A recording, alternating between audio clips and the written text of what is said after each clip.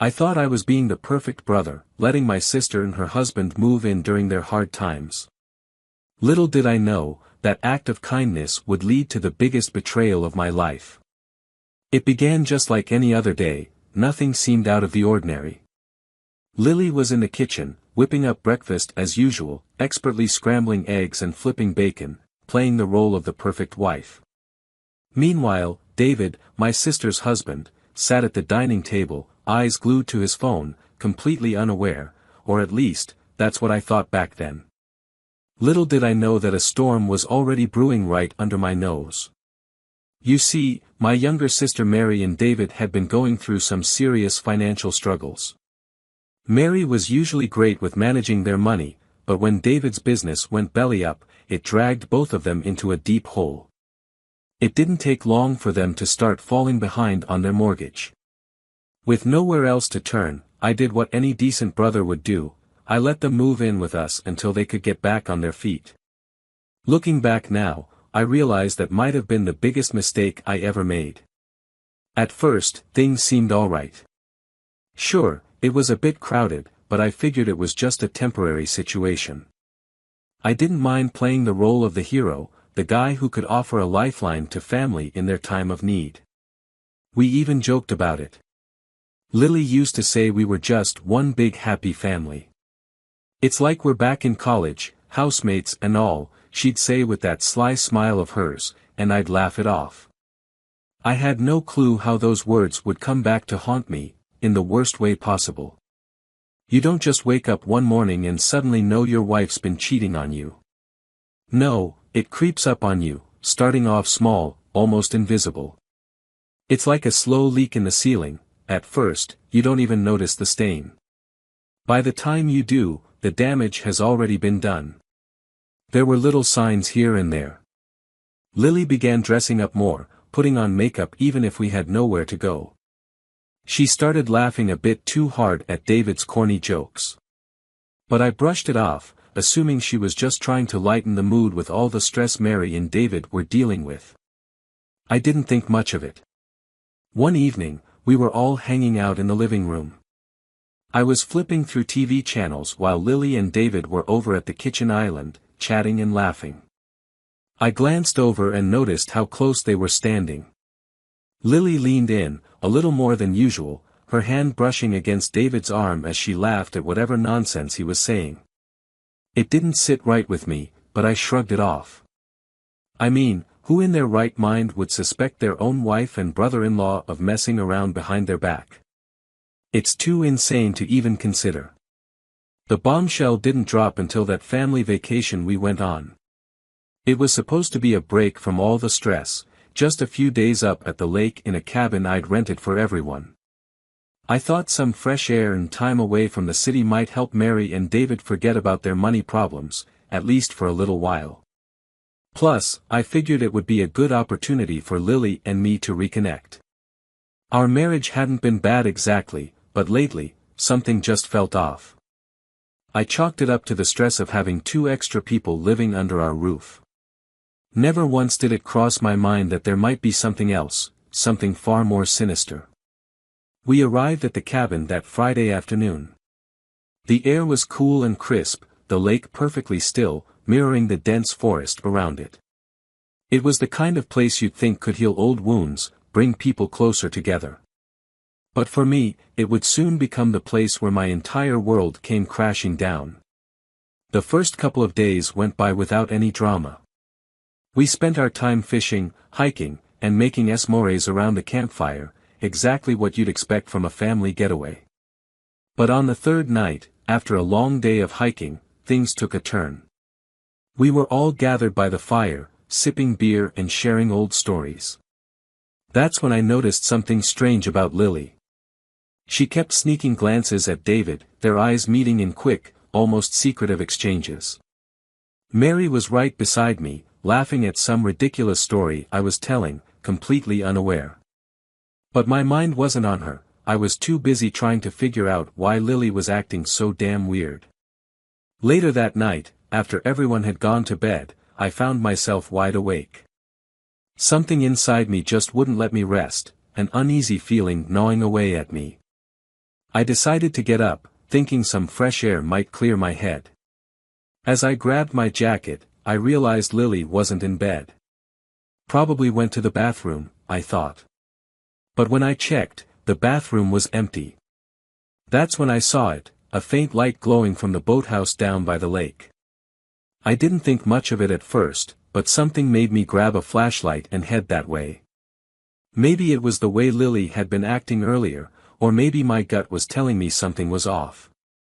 Either way, I had to find out what was going on. I walked quietly along the path, the crunch of leaves under my boots the only sound breaking the stillness of the night. As I approached the boathouse, I began to hear muffled voices. One of them was Lily's. I slowed down, my heart hammering against my ribs, and cautiously peeked through the small window on the side of the boathouse. What I saw hit me like a punch to the gut. There they were, Lily and David, wrapped up in each other's arms, kissing like they couldn't get enough. Her shirt was gone, and his hands were all over her, touching her in ways only I had the right to. I stood there, frozen. I couldn't move, I couldn't even breathe. In that one awful moment, my entire world crumbled. The woman I had trusted more than anyone was betraying me right in front of my eyes, and with David, of all people. My sister's husband. The same man I had welcomed into my home when he needed help. I wanted to burst in there, grab David by the throat, and scream at Lily until my lungs gave out. But I didn't. Instead, I turned around and made my way back to the cabin as if nothing had happened. My mind was spinning, trying to process what I had just witnessed, but I couldn't make any sense of it. When Lily sneaked back into the cabin an hour later, pretending like everything was fine, I couldn't even look at her. She slid into bed beside me, her skin still warm from her little tryst with David, while I just lay there, staring blankly at the ceiling. The next morning, I knew exactly what I needed to do. I wasn't about to confront them, not right away. No, I wanted them to experience the same kind of pain I was feeling. I wanted them to suffer, but I needed to be smart about how I went about it. And that's when I started thinking about Mary. Sweet, innocent Mary. She didn't deserve any of this, just like I didn't. But if I was going to take down Lily and David, I figured Mary might as well be dragged into the mess. Fairness went out the window the second I saw Lily all over David. At first, I wrestled with the idea. Mary was my sister, for God's sake. But the more I mulled it over, the more it made sense. If Lily could betray me with my sister's husband, then why shouldn't I do the same to her? Why shouldn't I take from her the very thing she had stolen from me? I started off slow. It was all innocent at first, longer looks, lingering touches, nothing too blatant but just enough to plant the idea in Mary's head. She was vulnerable, worried about David, their finances, and what the future held. It made her easy to manipulate, and I knew just how to play my cards. We began having late-night drinks together, once Lily and David had gone off to bed. We'd sit out on the porch, talking about life, about how rough things had gotten. She poured out her worries to me, and I played the role of the caring older brother. But deep down, I had a much different plan in mind. The late-night drinks with Mary quickly became our little routine. It was almost too easy. David and Lily were so absorbed in their own affair that they never noticed when Mary and I slipped out to the porch after dinner. It turned into our escape, a place where we could talk and share our struggles, or at least, that's what Mary believed. For her, it was a safe space, a chance to let out the frustration over how much strain David's failures had put on their marriage. She confided in me about how distant he'd grown, how she felt like she was slowly losing him. I listened intently, playing the part of the concerned brother, nodding at all the right moments, offering my shoulder for her to cry on. But inside, I was boiling over. Every time she mentioned David, all I could think about was how he was fooling around with my wife, all while pretending to be some decent guy in need of a break. The first time it happened, it was almost by accident. We were sitting on the porch, the cool night air making the hair on our arms stand up. Mary had had one too many glasses of wine, and her speech was starting to slur a bit. She leaned over and rested her head on my shoulder, letting out a deep, weary sigh. "I don't know how much longer I can keep this up, Mark," she whispered, her voice quivering. "I'm just so damn tired." In that instant, something inside me snapped. A surge of anger rushed through me, this overwhelming urge to reclaim some control over the disaster my life had become. I didn't even think, I just leaned in and kissed her. It wasn't gentle or romantic, it was hard, filled with all the rage and frustration that had been festering inside me since I caught Lily and David together. Mary pulled back for a brief second, her eyes wide with shock. "Mark, what are you?" she started to say, but then she paused. Her expression softened, and before I knew it, she was kissing me back. It was wrong, there were so many reasons it was wrong, but in that moment, I couldn't bring myself to care. It wasn't about love, or tenderness, or anything close to that. It was about power. About reclaiming something that had been stolen from me. Mary was fragile, confused, and looking for comfort, for something that made her feel wanted again. And I took advantage of that. I used her. Things escalated fast after that. One night turned into 2, then 3, and soon enough, we were sneaking around like teenagers, waiting for those perfect moments when no one else was around. I'd never experienced anything quite like it, not even with Lily. It wasn't just the thrill of doing something forbidden, although that certainly added to it. It was the satisfaction of feeling like I was getting my revenge, piece by piece. Every time Mary whispered my name, every time she reached for me in the dark, it felt like I was clawing back what was mine. But it wasn't that simple. The deeper I sank into this mess, the more complicated everything became. Mary wasn't just some pawn in my revenge scheme, she was my sister. And despite everything, I did care about her. There were fleeting moments when guilt crept in, whispering that maybe I was crossing a line. But then I'd catch a glimpse of Lily and David together, laughing as if they hadn't betrayed me, and that guilt would vanish. I reminded myself that they deserved this. They had made their choices, and now it was time for them to face the consequences. One evening, while Lily and David were out grabbing groceries, Mary and I found ourselves alone in the house. The tension between us had been building for days, and it finally reached a breaking point. We didn't even make it to the bedroom. Instead, we ended up in the living room, ripping at each other's clothes like animals. It was fast, frantic, almost violent.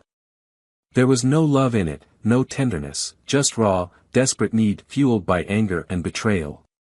And when it was over, we lay there on the floor, both of us breathing heavily, the silence between us so thick it was suffocating. I glanced over at Mary, her face was flushed, hair disheveled. For the first time, I really saw her for what she was, just another victim in this whole mess. She had no clue about the real situation, no idea that her husband was sleeping with my wife right under her nose. And here I was, using her as a pawn to get back at them. A wave of guilt washed over me, but I shoved it aside. There was no room for guilt anymore, not in this game. As the days passed, I knew I had to tread carefully. Lily and David were getting reckless, sneaking around with less caution, probably feeling like they had everyone duped. But I wasn't a fool. I knew it was only a matter of time before one of them slipped up, and when that happened, I'd be ready to strike. Around that time, I began planting the seeds for my bigger plan. I realized I couldn't keep this affair with Mary going indefinitely without it eventually blowing up in my face. Sooner or later, someone was bound to find out, and it would be a catastrophe. So, I started laying the groundwork for the final blow, the family dinner. Orchestrating this wasn't simple. Getting everyone in the same room was easy enough since we all lived under the same roof, but I needed the timing to be perfect. I wanted to ensure that when the truth came out, it would land like a sledgehammer. No one would walk away from this unscathed, not Lily, not David, and certainly not Mary. I began gathering evidence, texts, emails, photos, anything that could prove beyond any doubt that Lily and David were having an affair. It wasn't difficult. They were careless, leaving their phones unlocked, sending messages when they thought no one was paying attention. I took screenshots, saved photos, even recorded a few of their phone conversations. I had all the ammunition I needed. But that alone wasn't enough. I wanted this to cut deep, to make it personal. I wanted them to feel the same humiliation I experienced that night in the boathouse. So, I dug into David's past. It turns out he wasn't just a lousy husband. He had been cheating on Mary long before Lily entered the picture.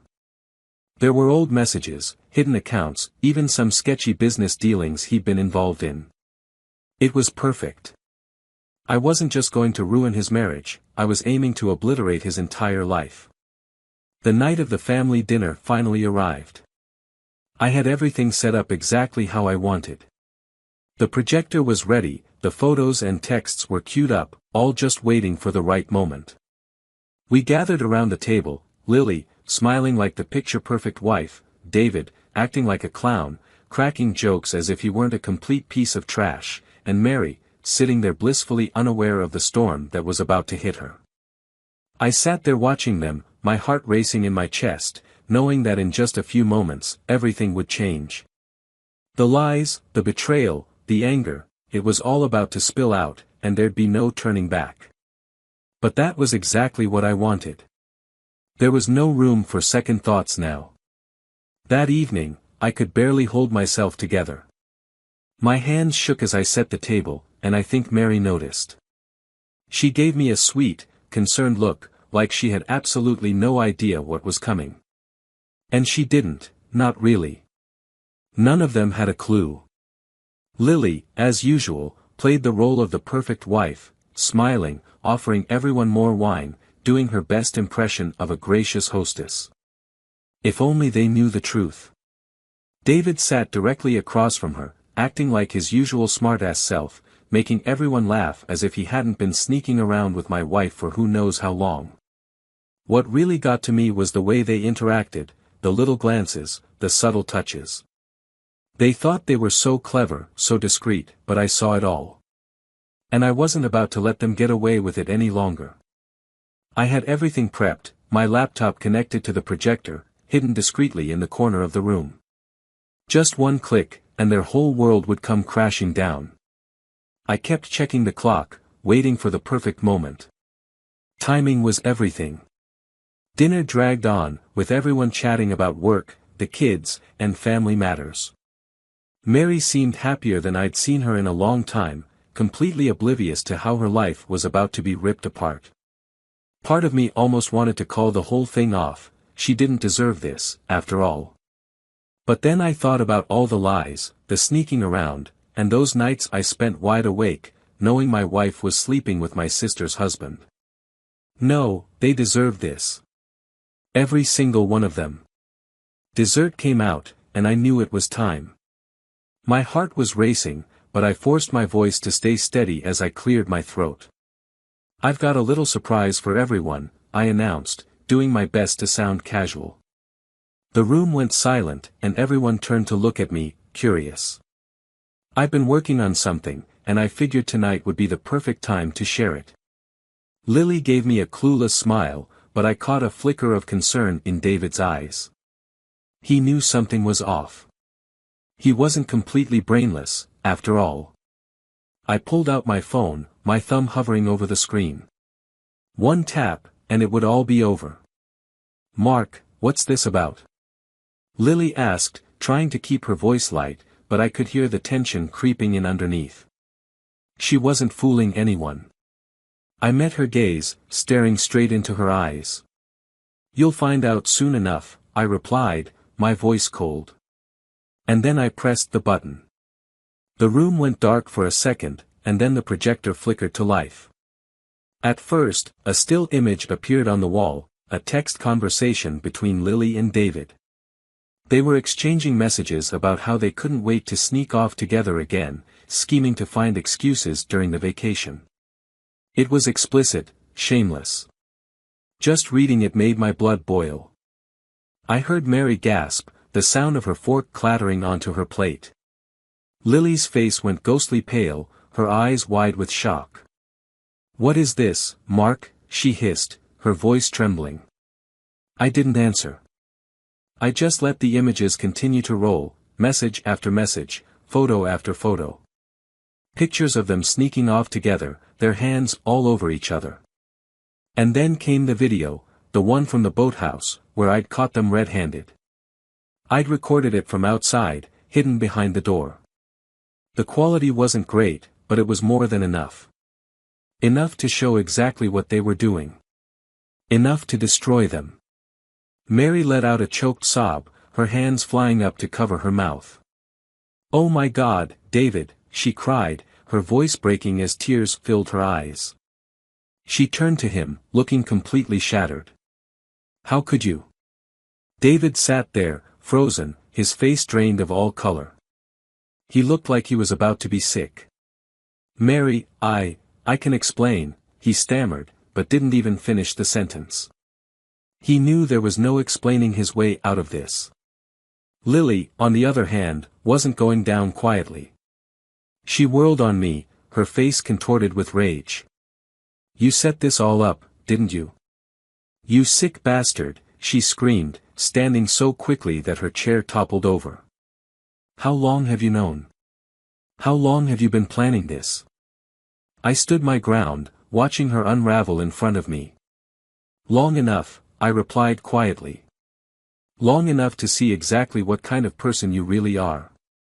Lily lunged at me, her hands balled into fists. "You're a monster," she shrieked, and I nearly laughed at the absurdity of it. Me, a monster? This coming from the woman who'd been sneaking around with my brother-in-law right under my nose. David still sat there, motionless, his eyes glued to the screen in horror. He hadn't moved a muscle, and I could see beads of sweat forming on his forehead. "David," Mary's voice broke again, and when he didn't respond, she grabbed the glass of wine in front of her and hurled it straight across the table at him. It shattered against his chest, red wine soaking through his shirt. That finally snapped him out of his daze. "Mary, please," he begged, struggling to stand, but his legs wobbled like they could barely support him. But she wasn't hearing any of it, she was too busy sobbing, her whole body shaking with grief. I felt a stab of guilt then, watching my sister fall apart like that, but I buried it deep. This needed to happen. They all had to face the consequences of their actions. Lily was still screaming at me, calling me every name she could think of, accusing me of being a psychopath, of manipulating everything. But I didn't care. I just stood there, letting her words bounce off me, feeling an odd sense of satisfaction as everything unraveled around us. This was what I had wanted, total destruction. Mary got to her feet, trembling, her face flushed and blotchy from crying. "I can't believe this. I can't believe you," she screamed at David, her voice cracking. "How could you do this to me? To us?" She was crying so hard I thought she might collapse right then and there. "You've ruined everything." David, looking ghostly pale and shaking, tried to move closer to her, but she stepped back, holding up her hands as if she couldn't bear the thought of being near him. "Don't. Just don't," she sobbed, turning away. "We're done, David. It's over." And just like that, I watched as David's life crumbled before him. I almost felt sorry for him. Almost. Lily stormed out, slamming the door so hard it rattled the walls. Moments later, I heard her car screeching out of the driveway. David left soon after, unable to meet anyone's eyes. Suddenly, the house was engulfed in silence, except for the soft sound of Mary's crying. I walked over to her, trying to put a hand on her shoulder, but she flinched, recoiling from my touch. "Don't," she whispered, her voice raw. "Just don't, Mark. I can't. Not right now." I nodded, feeling a tightness in my throat. "I'm sorry, Mary," I said, and I meant every word. But apologies wouldn't fix anything. It didn't change the fact that I'd just torn our family apart. She didn't respond, just stood there for what felt like forever, sobbing quietly. Then, without another word, she turned and walked out of the room. I heard the front door close softly behind her, leaving me alone amidst the wreckage I'd caused. That sense of satisfaction I thought I'd feel. It was nowhere to be found. Instead, all I felt was emptiness. Hollow. Sure, I got my revenge. I tore Lily and David's world apart, just as I'd planned. But now what? Where did that leave me? I slumped down at the table, staring at the shards of broken glass and the wine stains on the tablecloth, questioning if I'd gone too far. But it didn't really matter anymore. The damage was done, and there was no undoing it. The next few days after that disastrous dinner passed in a blur. Lily never came home that night, and to be honest, I couldn't have cared less where she went. I wasn't thinking about her, not really. My mind was stuck on Mary, how shattered she had looked as everything unraveled, how she had flinched away from me like I was part of the problem. Maybe I was. I had wanted revenge, and I got it. But now I was left standing in the aftermath, with no clue of what to do next.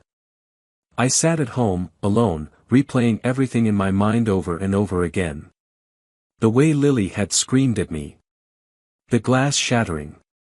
The sheer devastation on Mary's face as she realized what her husband had done. And through it all, I couldn't shake this gnawing sense of guilt. Sure, David and Lily deserved every bit of it. They had it coming. But Mary didn't.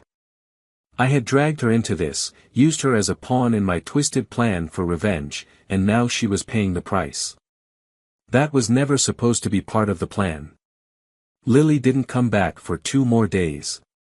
When she finally did, the silence between us was suffocating. She didn't say a single word to me, didn't even glance in my direction. She just grabbed a few things, some clothes, her makeup bag, and stormed out again, slamming the door behind her like a final screw you. I let her go. She wasn't my concern anymore. Mary, though, Mary was a different story altogether. I tried calling her the next day, but she didn't answer. My texts went ignored. I even stopped by her place, but she wasn't there. She had retreated into her shell, shutting everyone out as she tried to make sense of the wreckage that had become her life. I couldn't blame her. I wasn't exactly eager to confront what I had done either. Then, one night, about a week after the dinner, I heard a knock on my door. It was late, well past midnight, and the last thing I expected was to find Mary standing there. Her eyes were swollen and red, like she'd been crying for days. She looked like hell, but I knew I didn't look much better. We just stood there, staring at each other for a long moment before she finally spoke. "Can I come in?" she asked, her voice small and shaky. I nodded and stepped aside, letting her enter without saying a word. She walked past me into the living room and collapsed onto the couch, burying her face in her hands. I followed her in, sitting down across from her, not knowing what to say. The silence stretched on, heavy and uncomfortable, until she finally lifted her head and looked at me with eyes full of hurt. "Why didn't you tell me?" she asked quietly. "Why didn't you warn me, Mark?" I opened my mouth to answer, but the words got stuck in my throat. How was I supposed to explain? How could I tell her that I had stayed silent because I wanted to hurt both of them? That I had even wanted to hurt her, for reasons I couldn't fully understand myself? "I don't know," I managed to say, knowing it wasn't nearly enough. "I just thought it was better this way." "Better?" She let out a bitter laugh, shaking her head. "You think this is better? My marriage is over, Mark. David," she paused, her voice catching in her throat. "He ruined everything. And you knew. You could have told me. You could have stopped this before it got so bad." I felt like a complete jerk because she was right. I could have warned her, and I didn't. I let everything blow up in the worst possible way, just so I could have my twisted moment of revenge. I had betrayed her trust, used her as nothing more than a pawn, and now we were both left to deal with the aftermath. "Mary, I'm sorry," I whispered, barely able to get the words out. I never meant for it to go this far. She looked at me for a long moment, her eyes searching mine. For a second, I thought she might lash out, finally say everything she'd been holding back. But instead, she just sighed and leaned back against the couch, her body slumping in exhaustion. "I don't even know what to feel anymore," she muttered. "Everything's just a mess." We sat there in silence again, the weight of everything we'd done hanging between us. She didn't blame me out loud, but I could feel it. Hell, I blamed myself too. And yet, despite all of it, the anger, the guilt, the pain, there was still something else lingering. Something that had been building between us for weeks, even before the dinner. A strange, twisted connection I couldn't quite ignore. It wasn't love, not really. It wasn't just lust, though that was certainly part of it. It was something darker, more complicated, like we were two broken people thrown into the same nightmare, clinging to each other because we had nowhere else to turn. Before I even realized what I was doing, I got up and moved to sit beside her on the couch. She didn't pull away this time. Instead, she leaned into me, resting her head on my shoulder. I could feel her trembling, like she was barely holding herself together. "I don't know what to do, Mark," she whispered, her voice trembling. "I feel like I'm drowning." I pulled her closer, wrapping my arm around her. "We'll figure it out," I replied, though I had no clue how. "We'll get through this." The conversation eventually faded into silence, leaving only the quiet hum of the night to fill the room. Her breathing slowed, and I almost thought she had drifted off to sleep. But then, out of nowhere, she looked up at me, her eyes filled with something unfamiliar, something dangerous. "Mark," she murmured, her voice barely above a whisper. "We can't keep doing this, can we?" I stared back at her, unsure of how to respond. But deep down, I understood exactly what she meant. She was talking about us, about this twisted, secret affair we'd been carrying on behind everyone's back. About how it couldn't continue without tearing apart what little was left of our lives. But instead of agreeing, instead of ending it right then and there like I should have, I did the one thing I knew I shouldn't. I kissed her. This kiss was different from the others. It wasn't fueled by anger or a thirst for revenge. It wasn't about reclaiming something that had been stolen from me. It was driven by need, pure desperation. A need to feel something, anything, that wasn't just pain. And Mary kissed me back, just as desperately, just as broken. Before I even realized it, we were tangled up on the couch, clothes being pulled off in a frenzy, our bodies pressed together as if trying to erase everything that had happened over the past few weeks. It was messy, raw. And when it was over, neither of us said a word. We just lay there in the darkness, breathing heavily, too drained to move. It wasn't until much later, after Mary had fallen asleep in my arms, that the full weight of what I'd done hit me. I had crossed a line I couldn't uncross. This wasn't about revenge anymore, this had become something else, something far more dangerous. And now, I was in too deep to find a way out. Lily was gone. David was nothing more than a ghost. And Mary? She was all I had left. But for how long? That question gnawed at me, keeping me up at night. The next few weeks blurred into a chaotic mix of guilt, confusion, and regret. Lily never returned.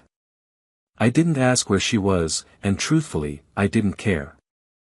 I had bigger issues to deal with. Mary kept her distance, which was probably for the best, but the few times we did talk, the tension was unbearable. We were both avoiding the inevitable, the fact that whatever we had between us was as doomed as our marriages. David tried reaching out a couple of times, unbelievable, really. After everything, he actually had the nerve to ask if we could meet up and talk things through. I didn't bother responding. What was there to say?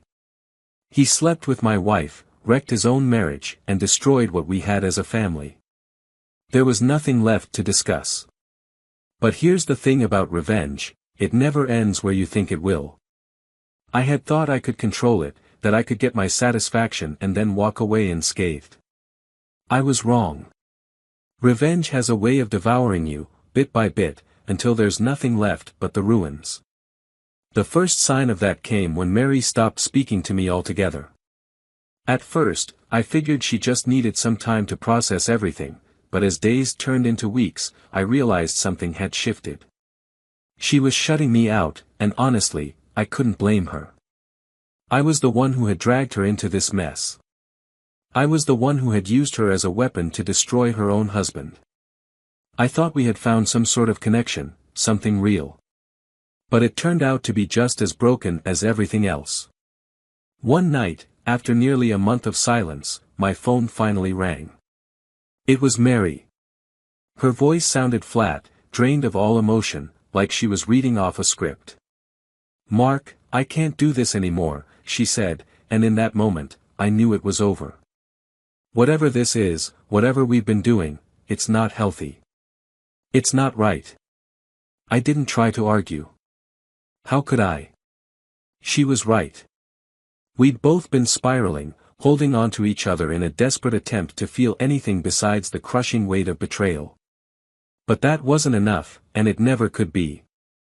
"I understand," I replied quietly. "I'm sorry, Mary." She didn't acknowledge the apology. Instead, she sighed, and I could hear the exhaustion in her voice. "I need space, Mark. I need to figure out my life, and I can't do that with you in it." Her words stung more than I expected, but I didn't protest. I had already caused enough damage. "Take care of yourself," I said, and then the call ended. I sat there for a long while after that, staring blankly at my phone, feeling the weight of everything settle on my shoulders. The house felt emptier than ever, the silence almost suffocating. Lily was gone, David was out of the picture, and now Mary was too.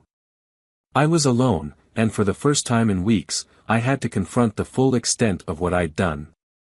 I thought back to everything that led me here, Lily's betrayal, David's smug face, the way they thought they could sneak around and get away with it. And yes, I got my revenge. I humiliated them, tore their lives apart just as they had done to mine. But sitting there in the quiet darkness of my house, a realization hit me that I hadn't been willing to face before: revenge hadn't brought me any peace. It hadn't fixed a damn thing. If anything, it had left me feeling even more hollow and broken than before. A few days passed, and then I received an email from Lily, not a phone call, not a face-to-face conversation, just a cold, impersonal email. It was short and blunt. She wanted a divorce. There was no apology, no attempt to explain herself, she just wanted out. And honestly, I couldn't blame her. I wanted out too. Out of this nightmare we'd all been living in. The divorce process was quick, disturbingly so. Neither of us had the energy to fight over the house or the money. We split everything down the middle and went our separate ways. I didn't even see her during the final hearing. A few signatures, some legal jargon, and just like that, 10 years of marriage were gone in an instant. As for David and Mary, I didn't hear much about them afterward. Last I heard, Mary had moved to a different city, looking to start fresh far away from the wreckage we'd left behind. And David? Well, from what I gathered, his life continued to spiral out of control. His business was in ruins, and after everything came to light, no one wanted to work with him. Karma's a real bitch, I guess, but even that didn't bring me any satisfaction. None of it did. Revenge was supposed to be sweet, but all it left me with was an empty house and a hollow ache in my chest. I spent weeks trying to make sense of it all, trying to figure out exactly where everything had gone wrong. But the truth was, none of that mattered. The damage was already done. One night, after I'd had more to drink than I should have, I found myself thinking about calling Mary. I picked up the phone, dialed her number, but then I hesitated. What was I even going to say? That I was sorry. That I missed her. That I wished there was some way to fix all the things that had been shattered. None of those words would change what had happened. And besides, she didn't need me making her life more complicated than I already had. So, I set the phone back down and walked out onto the porch, gazing into the quiet of the night. The air was cool, and for the first time in what felt like forever, I experienced a strange kind of calm. It wasn't the peace I had chased with my need for revenge, nor the fleeting satisfaction of watching Lily and David's lives collapse. No, this was different. This was the kind of peace that comes with accepting the truth, that I couldn't change the past, that I couldn't undo the harm I had caused, no matter how much I might wish otherwise. It was time to move forward. To start fresh. I didn't have a clue where to begin, but I knew I couldn't stay in that house, surrounded by the ghosts of everything I'd lost. So, I made the decision to sell it. I packed up what was left of my life and left town. I didn't know exactly where I was heading, but I didn't need to. Anywhere was better than staying trapped in the ruins of my old life. It's been a few months since I made that move. I'm still piecing things together, still trying to make sense of everything that happened. Some nights, my thoughts drift back to Mary, to what could have been if we hadn't gotten caught up in our own mess. But I know better than to linger on it. It's done. It's all over now. I'm not the same man I was before all of this went down. I'm not sure if that's for better or worse, but it's the truth. Revenge didn't heal me, it didn't provide the closure I thought it would. If anything, it showed me just how far I could fall. But maybe that's exactly what I needed, to hit rock bottom, to lose everything, so I could finally figure out how to start over. So, here I am, starting from scratch. I don't know what the future holds, but for the first time in a long while, I'm okay with that uncertainty. I'll figure it out, one day at a time. And maybe, just maybe, I'll find some real peace along the way.